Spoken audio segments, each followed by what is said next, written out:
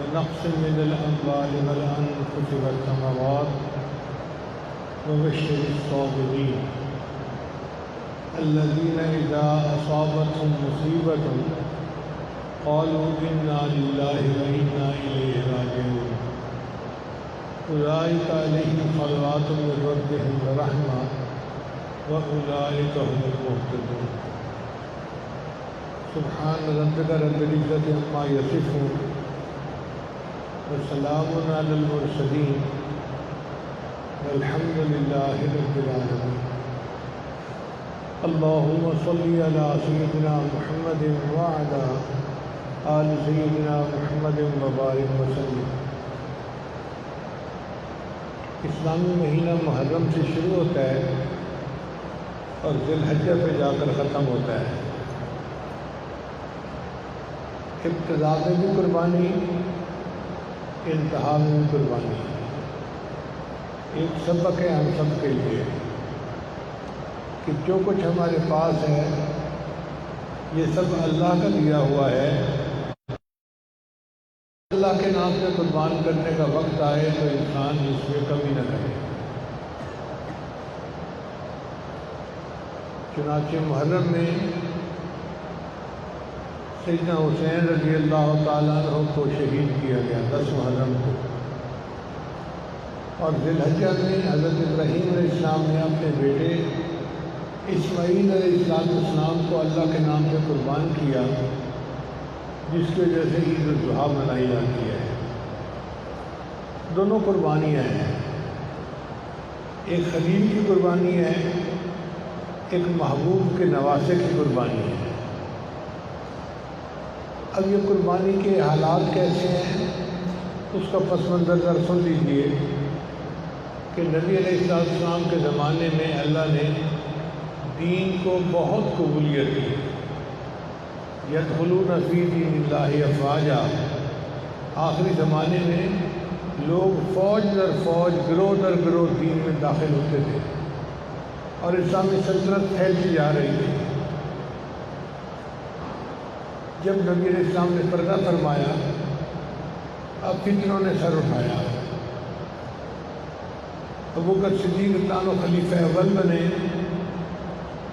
اور سب سے پہلا فتنہ جو پیش آیا وہ مانعین زکوٰۃ کا تھا کہ کچھ لوگ ایسے تھے جو کہنے لگے ہم زکوٰۃ بیت المال میں جمع نہیں کروائیں گے، اپنے علاقے میں خود تقسیم کر دیں گے۔ وہ زکوٰۃ کے منکر نہیں تھے مگر اجتماعی نظام کو توڑنا چاہتے تھے، اس سے دین کا ایک سیٹ اپ خراب ہوتا تھا۔ تو وہ صدیق نام ان کے خلاف ڈٹ گئے، فرمایا یہ کیسے ہو سکتا ہے کہ نبی اسلام کے دین میں کمی ہو اور میں زندہ رہوں۔ عمر رضی اللہ عنہ جیسے صحابہ نے بھی انہیں کہا کہ اے اللہ کے اے امیر المومنین، آپ ان کے ساتھ اتنی زیادہ سختی نہ کریں۔ ان کا کیوں نہیں کروں گا؟ اگر یہ بیل، اگر یہ اپنا جانور مال زکوٰۃ میں دیتے تھے اور اس کی رسی نہیں دیں گے تو میں اس پر بھی ان کے ساتھ قتال کروں گا۔ میں دین کو اسی حال میں رکھوں گا جس حال میں نبی اسلام چھوڑ کر گئے۔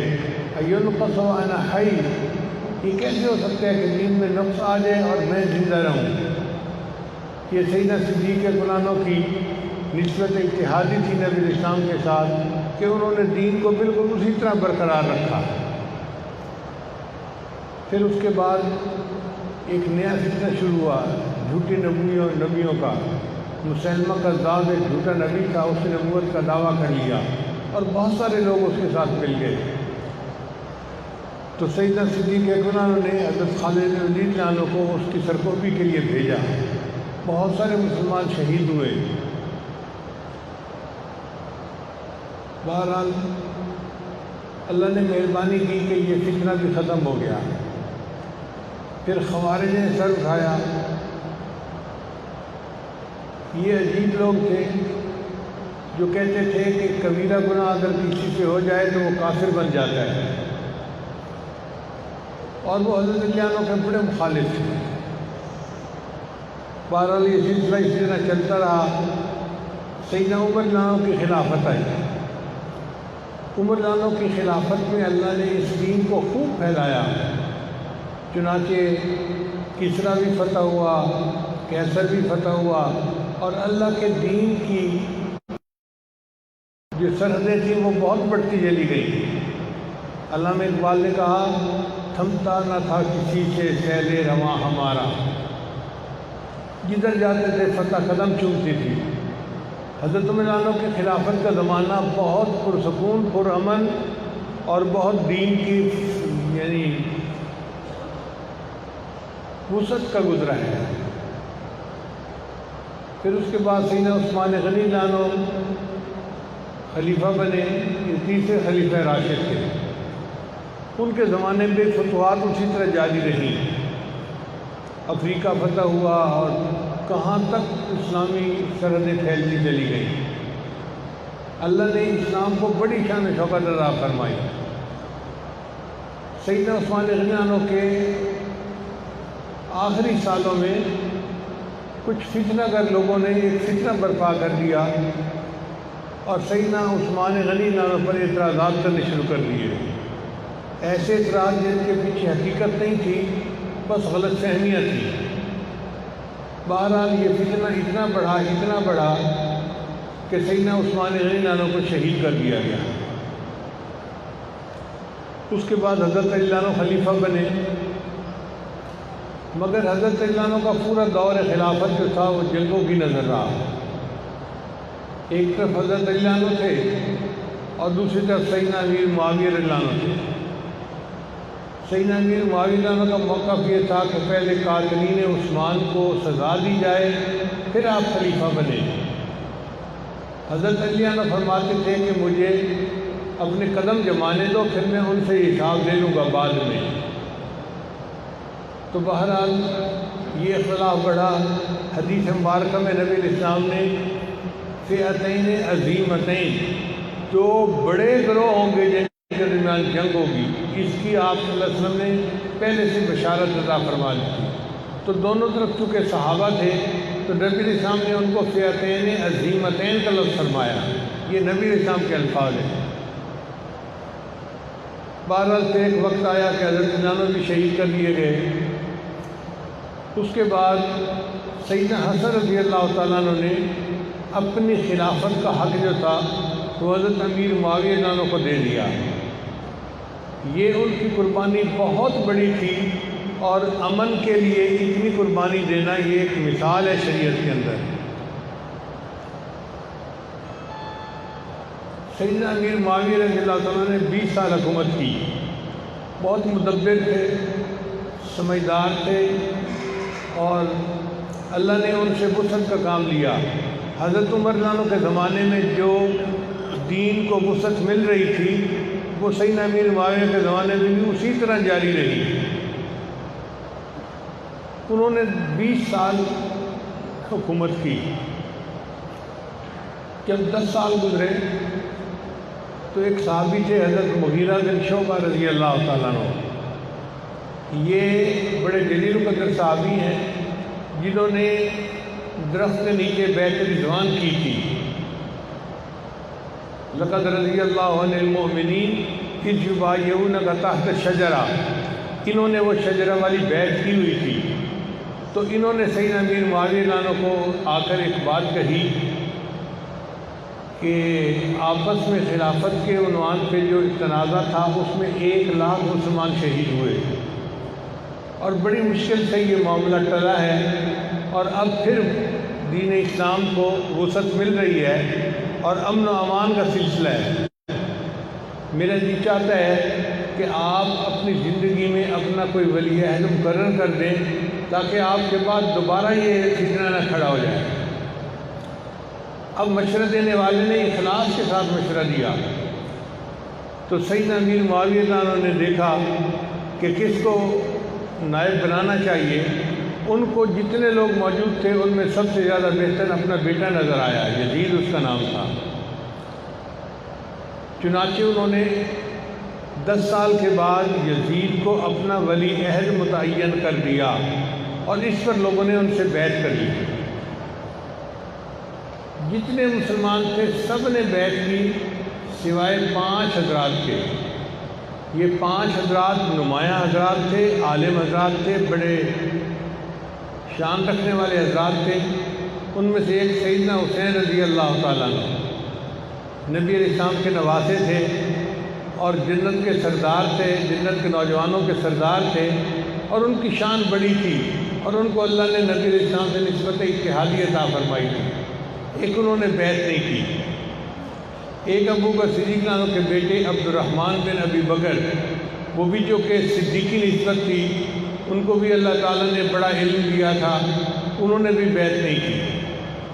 اور تیسرا عبداللہ ابن عباس رضی اللہ تعالیٰ عنہ، یہ امام المفسرین بھی تھے اور نبی علیہ السلام کے بہت قریبی رشتہ دار تھے، انہوں نے بھی بیعت نہیں کی۔ ایک عبداللہ ابن عمر رضی اللہ تعالیٰ عنہ، یہ امام المحدثین تھے، حضرت عمر رضی اللہ عنہ کے بیٹے تھے، اور ان کی علم کی نسبت بہت اونچی تھی، بہت بلند تھی، یہ بڑے علماء صحابہ میں سے سمجھے جاتے تھے۔ اور 5ویں تھے عبداللہ ابن زبیر رضی اللہ تعالیٰ عنہ، یہ سیدنا صدیق رضی اللہ عنہ کے نواسے تھے، زبیر رضی اللہ عنہ کے بیٹے تھے۔ اللہ نے علم میں ان کو بھی اونچا مقام عطا فرمایا تھا، تو ان 5 حضرات نے بیعت نہیں کی۔ اب اللہ کی شان دیکھیے کہ وقت کے ساتھ عبد الرحمن بن ابی بکر فوت ہو گئے، تو باقی 4 حضرات رہ گئے۔ ایک سیدنا حسین رضی اللہ عنہ، دوسرا سیدنا عبداللہ ابن زبیر رضی اللہ عنہ، تیسرا عبداللہ ابن عمر اور عبداللہ ابن عباس رضی اللہ عنہ۔ ان 4 میں سے 2 حضرات نے یہ فیصلہ کیا کہ ہمیں بیعت کر کے اجتماعیت کو مضبوط کر دینا چاہیے، چنانچہ عبداللہ ابن عمر رضی اللہ عنہ نے اور عبداللہ ابن عباس رضی اللہ عنہ نے اس کے ہاتھ پر بیعت کر لی۔ اب باقی 2 حضرات بچ گئے، ایک سیدنا حسین رضی اللہ تعالیٰ عنہ اور دوسرا عبداللہ ابن زبیر رضی اللہ عنہ۔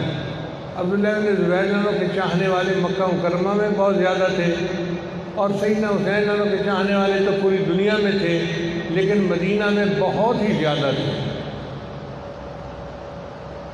اب عبداللہ ابن زبیر رضی اللہ عنہ نے تو اپنے لیے عافیت اس میں ڈھونڈی کہ میں مکہ ہی میں رہوں گا، مکہ سے باہر نہیں نکلوں گا، تاکہ جو حاکم ہے وہ میرے خلاف کوئی قدم نہ اٹھا سکے۔ اور انہوں نے سیدنا حسین رضی اللہ عنہ کو بھی یہی مشورہ دیا کہ آپ جائیں اور جا کے مدینہ طیبہ کے اندر رہیں، آپ کے جانثار لوگ موجود ہیں، آپ کو وہاں کوئی ہاتھ بھی نہیں لگا سکتا، آپ اپنی آرام کی زندگی گزاریں گے۔ مگر سیدنا حسین رضی اللہ عنہ کا معاملہ اور تھا، ان کو کوفہ کے تقریباً 10-12 ہزار لوگوں کے خطوط ملے، جس میں لوگوں نے کہا کہ جی آپ کوفہ آئیں، ہم آپ کے ہاتھ پر بیعت کرنے کے لیے تیار ہیں۔ اب سیدنا حسین رضی اللہ عنہ کے سامنے اتنے ہزاروں لوگوں کے خط تھے جس کہ مجھے ان لوگوں سے بیعت لے لینی چاہیے۔ اس کے لیے انہوں نے مسلم بن عقیل رضی اللہ عنہ کو بھیجا کہ آپ کوفہ جائیں اور جا کے وہاں کے حالات معلوم کریں۔ چنانچہ مسلم بن عقیل جب کوفہ آئے تو کوفہ والوں نے ان کا بڑا استقبال کیا، انہوں نے جوش و خروش دیکھا، کوفہ والوں کے حالات کو دیکھا، تو انہوں نے سیدنا حسین رضی اللہ عنہ کو خط لکھا کہ جی آپ تشریف لائیے، لوگ آپ کے ہاتھ پر بیعت کرنے کے لیے تڑپ رہے ہیں اور اس وقت بہت ضروری ہے آپ کا آنا۔ جب حاکم وقت کو پتہ چلا کہ کوفہ کے لوگ تو سیدنا حسین رضی اللہ عنہ سے بیعت کرنا چاہتے ہیں، تو اس نے کوفہ کے حاکم کو بدل دیا، ابن زیاد کو کوفہ کا گورنر بنا دیا۔ اب یہ ابن زیاد بڑا سخت طبیعت کا آدمی تھا، اس نے آ کر تقریریں کی اور لوگوں کو ڈرایا دھمکایا کہ تم اگر حاکم وقت کی بات نہیں مانو گے، تمہارے ساتھ سختی کریں گے، یہ کریں گے، یہ کریں گے، اور لوگ سہم گئے۔ چنانچہ لوگوں نے اپنی رائے بدل لی۔ اب جب لوگوں کی رائے بدلتی نظر آئی تو جو نمائندے بھیجے تھے مسلم بن عقیل رضی اللہ عنہ، انہوں نے چاہا کہ میں خط لکھ کر سیدنا حسین رضی اللہ عنہ کو حالات کا اطلاع دے دیتا ہوں، مگر انہوں نے جس گھر میں پناہ لی وہاں ان کو شہید کر دیا گیا، اور وہ دوسرا خط نہیں لکھ سکے بتانے کے لیے کہ اب حالات وہ نہیں رہے جو پہلے تھے۔ ادھر سیدنا حسین رضی اللہ عنہ نے ارادہ کر لیا کہ میں کوفہ چلتا ہوں، بعض صحابہ نے ان کو منع بھی کیا کہ آپ اگر جانا چاہ رہے ہیں تو اپنے ساتھ لشکر لے کر جائیں۔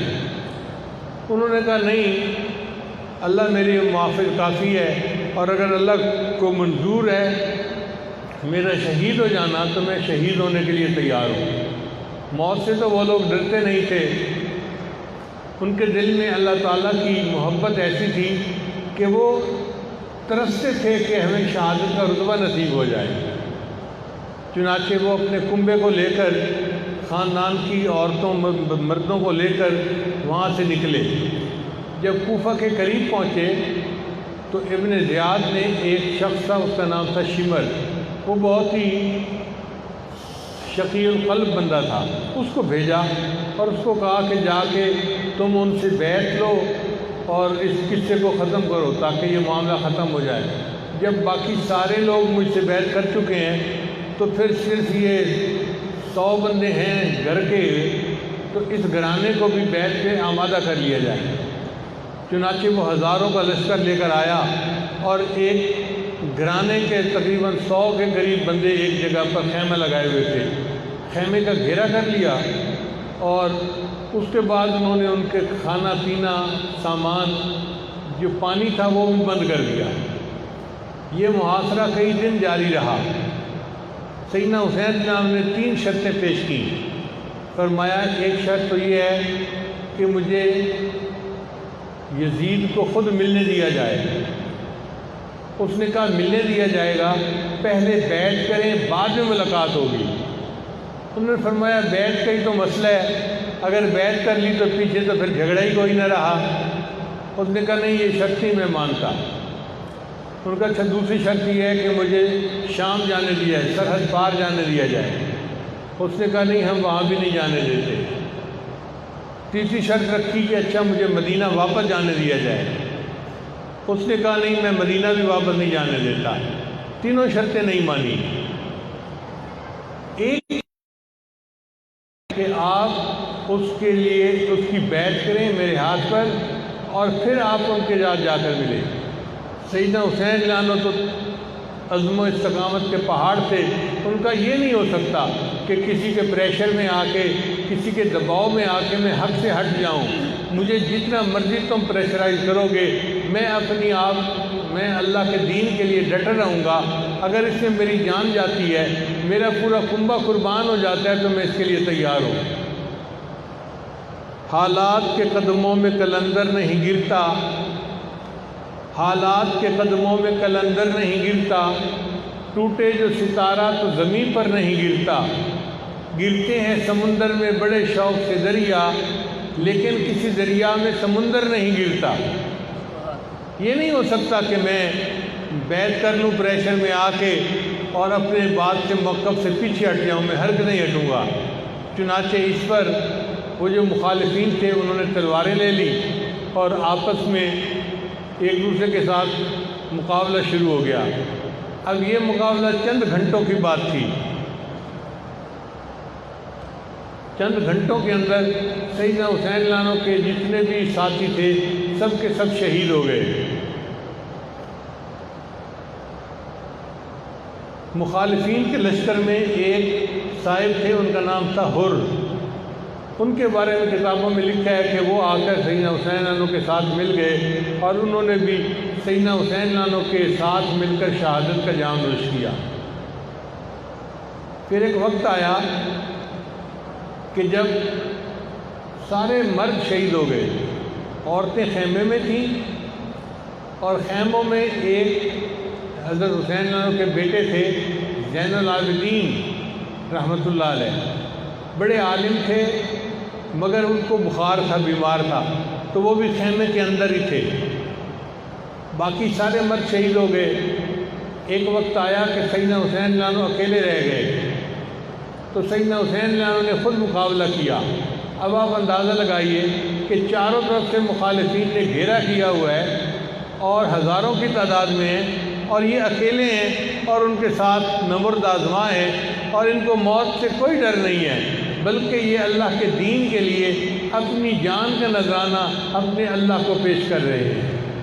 اتنے میں عصر کی نماز کا وقت آ گیا تو سیدنا حسین نے عصر کی نماز قضا نہیں کی، بلکہ عصر کی نماز پڑھنی شروع کر دی۔ وہ جانتے تھے کہ نماز کتنی اہم ہے کہ عین حالت جنگ میں بھی اس کو قضا نہیں کر سکتے، اس کو پڑھنا ضروری ہے۔ وہ سجدے کی اہمیت کو جانتے تھے، چنانچہ وہی ہوا کہ جب وہ سجدے میں گئے تو مخالفین نے ان کو شہید کر دیا اور انہوں نے جام شہادت نوش کر لیا۔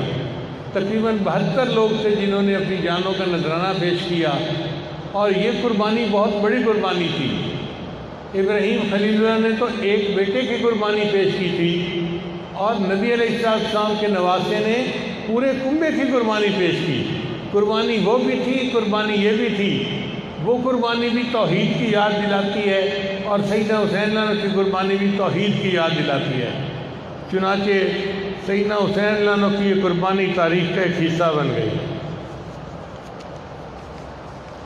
شاعر نے کہا، کتنی خدمت کر گیا وہ جیتے جی اسلام کی، لاج رکھ لی اس نے اپنے نانا جی کے نام کی، دے گیا باطل کی وہ ساری فوجوں کو شکست، کھول کر رکھ دی اسلام کی، اس نے جو کرنا تھا وہ کر ہی گیا دین کے لیے، اس کو پرواہ ہی نہ تھی جیسے کبھی عالم کی، روند ڈالی غیر کی ساری بھیانک ساز، روشنی پھیلا گیا وہ آخری پیغام کی، کربلا میں وہ کھڑا تھا استقامت کا پہاڑ، دھمکیاں ملتی رہیں گرچہ برے انجام کی۔ بہت کوشش کی گئی کہ وہ دباؤ میں آ جائیں، مگر سیدنا حسین رضی اللہ تعالیٰ عنہ تو استقامت کے پہاڑ تھے۔ انہوں نے ثابت کر دیا کہ ہرگز نہیں، جب مومن دین کے لیے قدم اٹھا لیتا ہے تو پھر اپنی جان کا نذرانہ بھی اپنے اللہ کو پیش کر دیتا ہے۔ ہری ہے شاخ تمنا ابھی جلی تو نہیں، دبی ہے آگ جگر کی مگر بجھی تو نہیں، جفا کی تیغ سے گردن وفا شعاروں کی، کٹی ہے برسر میدان مگر جھکی تو نہیں۔ مومن کی گردن کٹ سکتی ہے مگر باطل کے سامنے جھک نہیں سکتی۔ چنانچہ یہ درس تھا جو سیدنا حسین رضی اللہ عنہ نے اپنی شہادت کے ذریعے اس امت کو دیا۔ حدیث مبارکہ میں آتا ہے کہ شہید کے خون کا پہلا قطرہ جب زمین پر گرتا ہے اللہ تعالیٰ اس کے سارے گناہوں کو معاف فرما دیتے ہیں۔ پھر حدیث مبارکہ میں آتا ہے کہ اللہ تعالیٰ جنتیوں سے جنت میں پوچھیں گے کہ کیا تمہیں کسی اور چیز کی ضرورت ہے؟ تمہیں کوئی چیز جو مزہ دیتی ہو اور نہ تمہارے پاس موجود ہو تو وہ چیز مجھے بتاؤ۔ تو جنتی کہیں گے نہیں یا اللہ، آپ نے جو دیا ہمیں ہر نعمت یہاں موجود ہے، بس ہمیں اور کسی چیز کی ضرورت نہیں ہے۔ مگر شہید اس میں کھڑا ہوگا اور شہید کہے گا کہ یا اللہ، نعمتیں تو ساری یہاں موجود ہیں، لیکن ایک نعمت وہ تھی کہ دنیا میں جب میں نے آپ کے نام پہ اپنی جان قربان کی تھی، جو لطف اور مزہ مجھے اس میں آیا تھا وہ مجھے جنت میں بھی نہیں آ رہا۔ تو میرا دل یہ چاہتا ہے اوہ یا ثم اقتل، مجھے آپ پھر زندہ کر دیں، پھر میں شہید کیا جاؤں، پھر زندہ کر دیں، پھر میں شہید کیا جاؤں۔ تو شہید کو اللہ تعالیٰ ایسی لذت عطا فرماتے ہیں کہ وہ جنت میں بھی تمنا کرے گا کہ مجھے زندہ کیا جاتا اور مجھے دوبارہ شہید کیا جاتا۔ چنانچہ حدیث مبارکہ میں آتا ہے قیامت کے دن اللہ تعالیٰ شہیدوں کو حکم دیں گے کہ شہید میرے عرش کے قریب آ جائیں۔ اگر کسی شہید کے راستے میں حضرت ابراہیم خلیل اللہ بھی کھڑے ہوں گے تو ابراہیم خلیل اللہ راستہ چھوڑیں گے تاکہ وہ شہید اللہ کے عرش کے قریب ہو جائے، اللہ کے عرش کے قریب ہو جائے۔ اللہ تعالیٰ شہید کو اتنا مقام عطا فرمائیں گے۔ اور امام قرطبی رحمۃ اللہ علیہ فرماتے ہیں کہ ہر بندے کی جب موت کا وقت آتا ہے تو ملک الموت اس کی روح کو قبض کرتے ہیں، لیکن جب شہید کی موت کا وقت آتا ہے تو اللہ تعالیٰ فرماتے ہیں ملک الموت کو، ملک الموت یہ میرا عاشق ہے، یہ میرے نام پہ قربان ہو رہا ہے، تو پیچھے ہٹ، اس کی روح کو میں قبض کروں گا۔ چنانچہ شہید کی روح کو اللہ رب العزت خود قبض فرماتے ہیں۔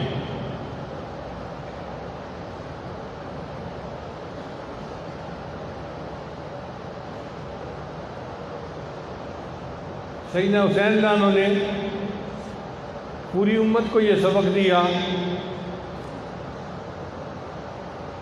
جس کو ایک شاعر نے اشعار میں یوں کہا ہے، تم یوں ہی سمجھنا کہ فنا میرے لیے ہے، تم یوں ہی سمجھنا کہ فنا میرے لیے ہے، پر غیب میں سامان بقا میرے لیے ہے۔ اللہ کے رستے کی جو موت آئے مسیحا، اکثیر یہی ایک دوا میرے لیے ہے۔ کیا غم ہے جو ہو ساری خدائی بھی مخالف، کافی ہے اگر ایک خدا میرے لیے ہے۔ توحید تو یہ ہے کہ خدا حشر میں کہہ دے، یہ بندہ دو عالم سے خفا میرے لیے ہے۔ ایک اللہ کے لیے اپنی جان کو قربان کر دینا اور دین کو اپنی جگہ کے اوپر سلامت رکھنا، یہ بہت بڑی کامیابی تھی۔ آج لوگ تقاریر میں رافضی حضرات بہت عجیب و غریب قسم کی حکایتیں سناتے ہیں۔ ان حکایتوں کا راوی کون ہے پوچھا کریں ذرا۔ آپ بتائیں کہ جتنے سیدنا حسین لانو کے حامی تھے وہ تو سارے شہید ہو گئے، خود سیدنا حسین لانو بھی شہید ہو گئے، تو مرد تو کوئی تھا نہیں جو ان باتوں کی روایت واقعات کی بعد میں کرتا۔ باقی رہ گئیں عورتیں، تو عورتیں خیموں میں تھیں۔ اب خیمے میں عورتیں ہوں اور باہر کشتی ہو رہی ہو دو بندوں کی، تو عورتوں کو پتہ بھی نہیں چلتا ہے باہر کیا ہو رہا ہے۔ وہاں تو گھیرے کے اندر جنگ ہو رہی تھی، تو کسی کو کیا پتا کہ باہر کیا ہو رہا ہے۔ اور اگر کوئی مرد تھا تو زین العابدین تھے جو بیمار تھے اور خیمے کے اندر تھے، تو وہ بھی ان باتوں کی روایت نہیں کر سکتے۔ اس سے پتہ چلتا ہے کہ جتنی روایات کربلا کے بارے میں ہیں وہ ساری کی ساری یزیدی فوجیوں کی ہوئی ہیں اور انہی کی روایتیں بیان کی ہوئی ہیں، اس کے اندر کوئی حقیقت نہیں ہے۔ ان روایات کے پیچھے مت جائیں، بس یہ ذہن میں رکھیں کہ اللہ کے محبوب صلی اللہ علیہ وسلم نے اپنے نواسے کو دین کی قربانی کے لیے ایسی تربیت دی تھی کہ ان کے نواسے نے دین کی خاطر پورا کنبہ قربان کر کے دکھا دیا۔ اس کو علامہ اقبال نے یوں کہا ہے، غریب و سادہ اور رنگین ہے داستان حرم، کہ حرم کی داستان، غریب کا مطلب ہوتا ہے انوکھی، 1 in million، اس کو غریب کہتے ہیں۔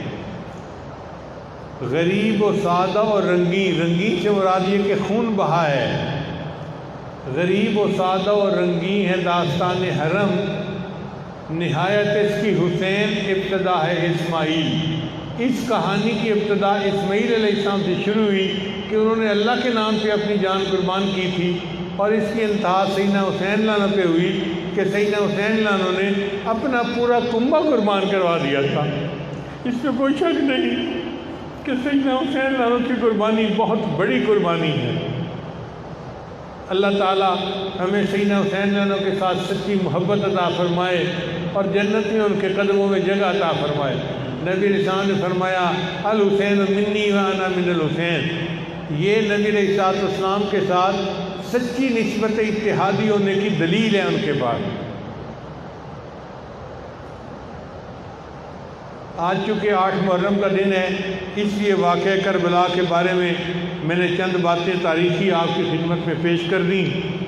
کسی شاعر نے کہا، کٹا کر گردنیں دکھلا گئے ہیں کربلا والے، کٹا کر گردنیں دکھلا گئے ہیں کربلا والے، کسی بندے کے آگے جھک نہیں سکتے خدا والے۔